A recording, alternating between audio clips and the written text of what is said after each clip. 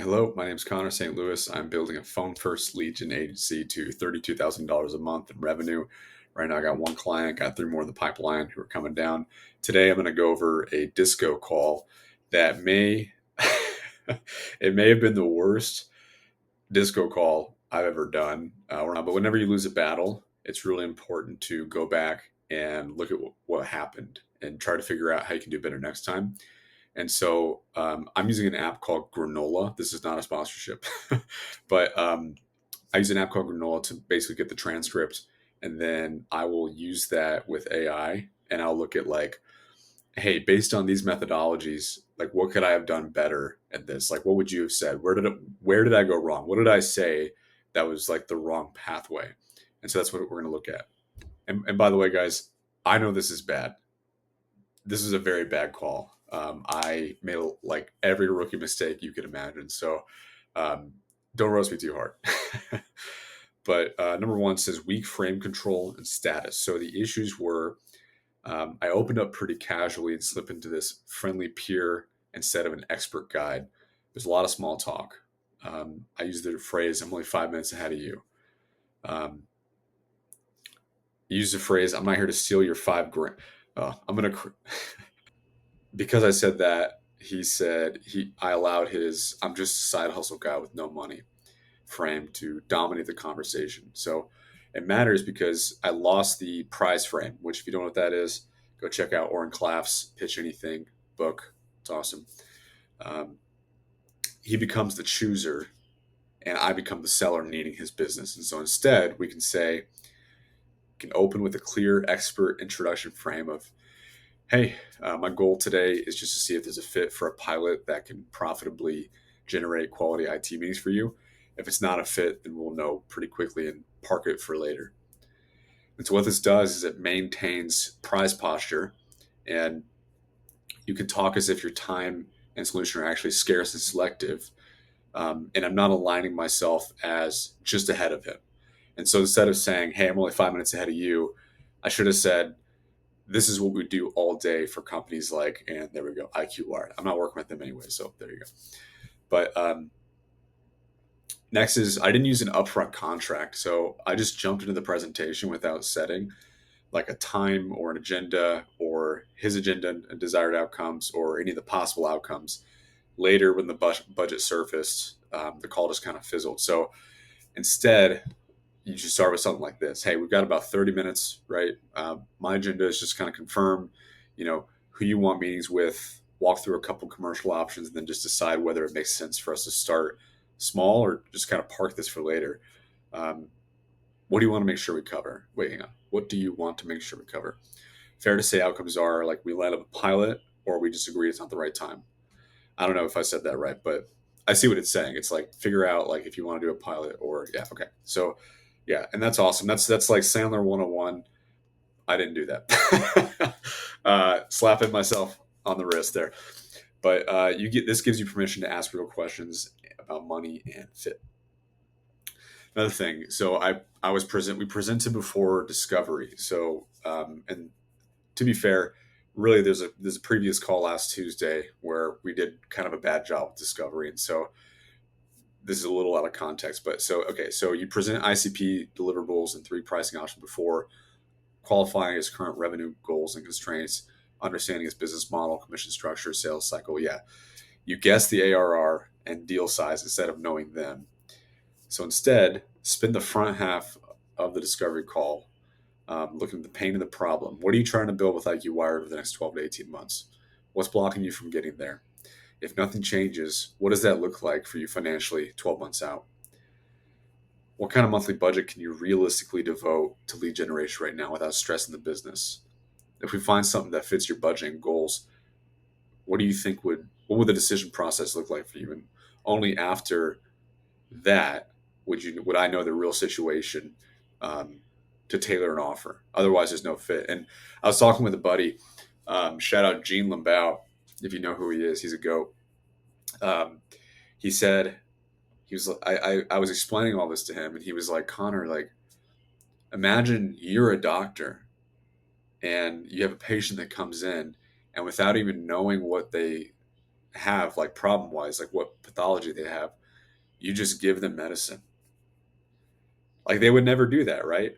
And so other way around, like I need to understand like what this guy's like problem and pain is, right? That's the whole point of like the discovery part. And like again, should have known better, but the way we did this discovery call and the last call was a little unorthodox. Not trying to make excuses, but I just did. So anyways, yeah, it's like figure out what kind of medicine to give them. Like that's the whole point. And like he made a great point of like, look, if you have someone, and if you have someone who says like, hey, why are you interrogating me?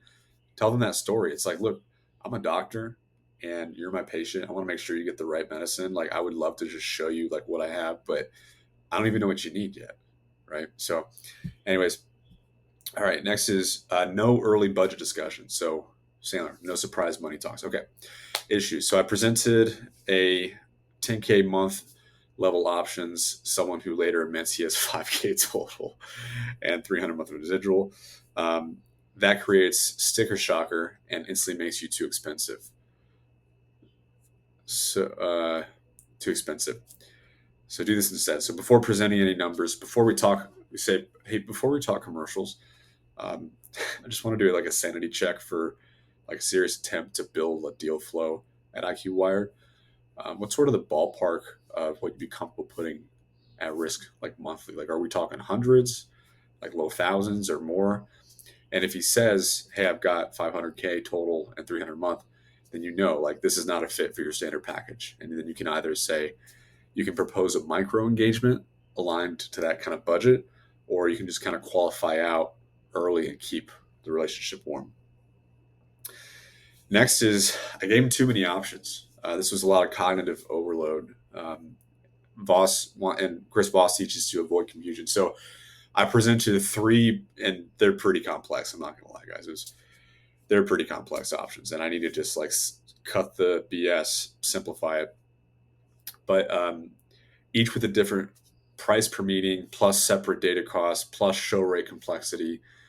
For a stressed, cash constrained prospect, this is overwhelming. So instead, for a small, early stage buyer, one simple starter option that fits their bandwidth. So, for example, um, for where you're at, my recommendation is a tiny pilot. X qualified meetings over Y weeks for Z all in fee. If it works, we can scale. If not, you've already capped your downside. So that complexity that I had killed the decision. Um, Complexity kills decision, simplicity invites them. Yeah, boom. I remember. So Oren Claff one time, he had a video on LinkedIn, and it's so funny because he was trying to like get your attention or something like that, and he goes, "People want easy street, easy street. They don't want the dark alley, right?" So like, yeah, just good stuff. He's funny.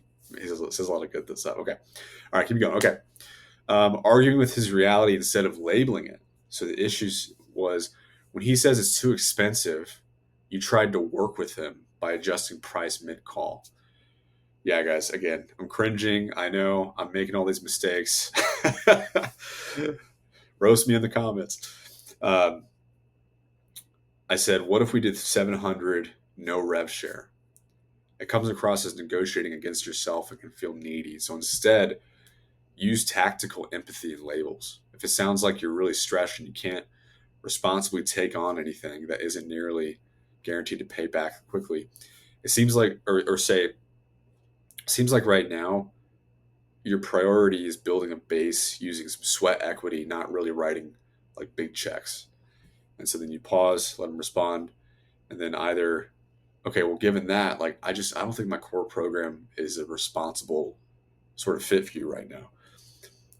And then if you want to end positively, or you can offer a micro engagement that matches that constraint. But you want this was huge. This was huge. You want them to feel understood, not sold. And I feel like I was trying to sell him. And so instead of saying this, hey, it sounds like you're really stretched. Like you can't really like this is not going to be a responsible move if you do this with me.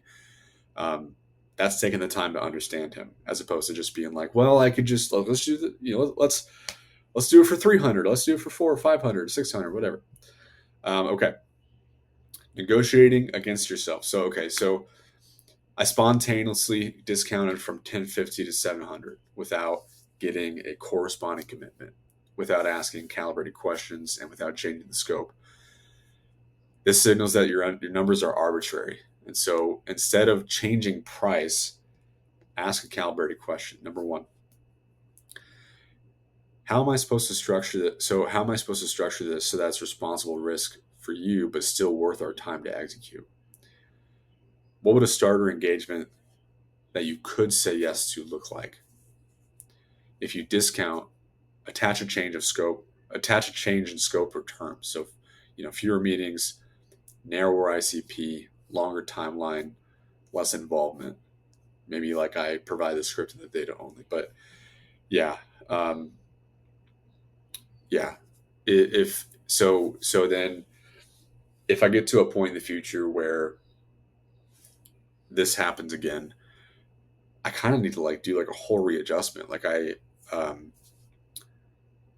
I need to take a second or take like a day or two and be like, hey, like, well, here's a whole new proposal, like based on that. And so I think I would need to make a new proposal based on this, like, whatever he says to this, and then make these adjustments. But like, just repropose.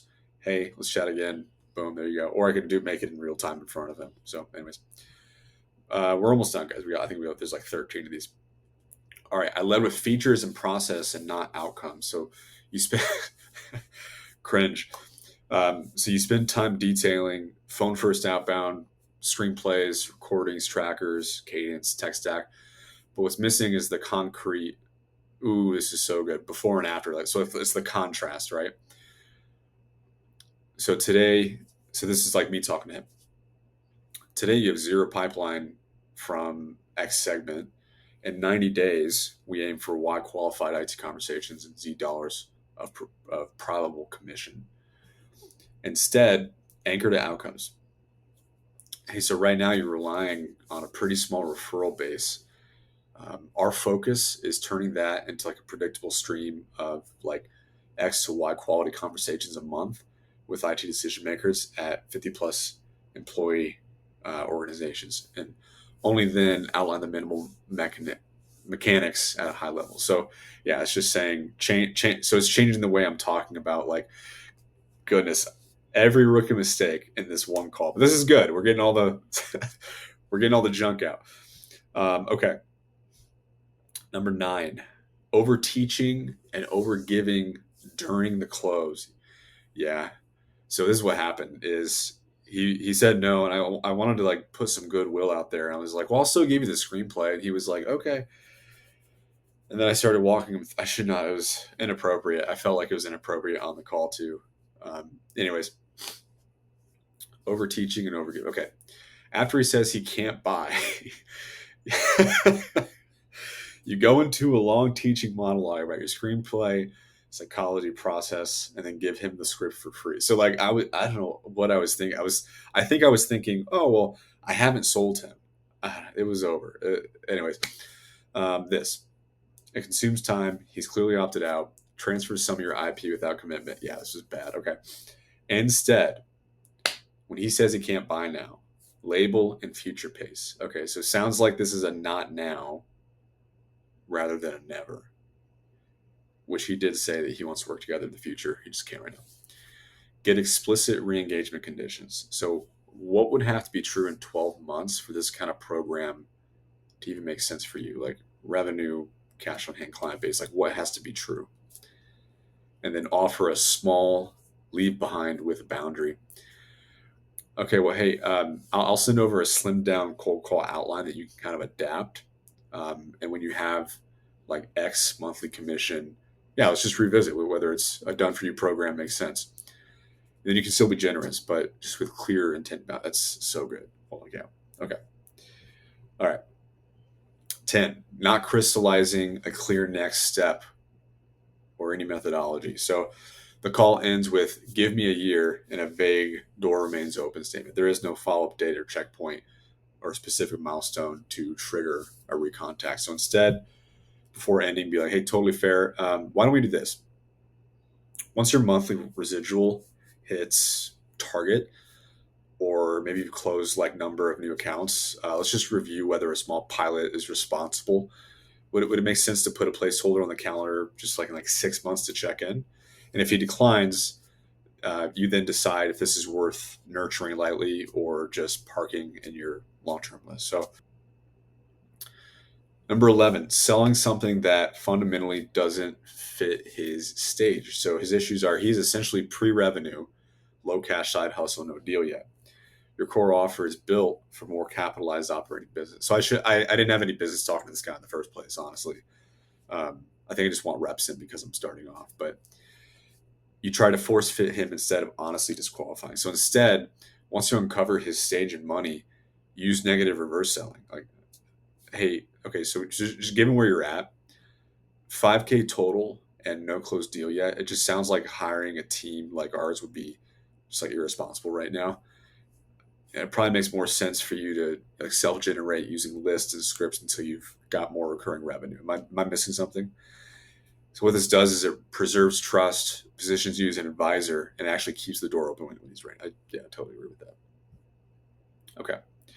Number 12, language that undermines authority and yeah, I know. Okay, this is gonna be the most cringy part. My language. Oh man, issues, phrases like "Sorry about that. I'm only 5 minutes ahead of you. I'm not here to steal your 5 grand. I don't want to overstep."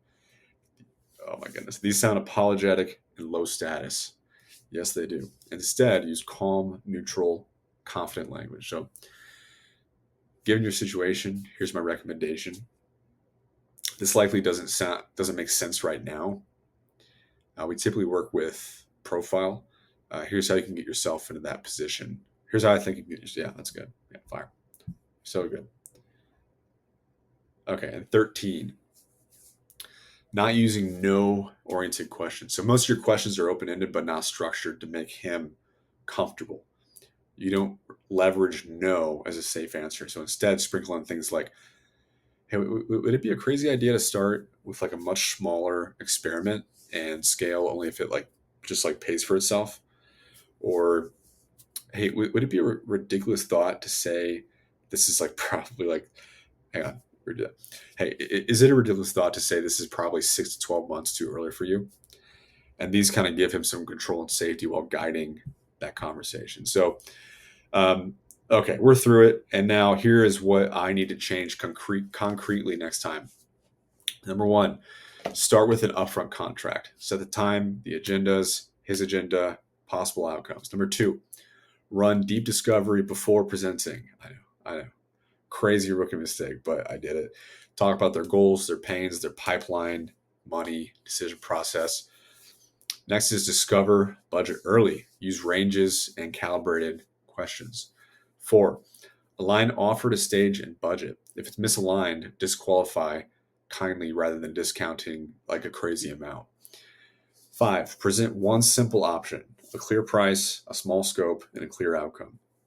Six, use tactical empathy and labels. Reflect his fears, then decide fit or no fit. Seven, avoid negotiation against yourself. Don't lower price without a scope change or reciprocal commitment. And eight, end with a specific, realistic next step, a concrete trigger or a follow up time or explicit agreement to part ways for now. So, guys,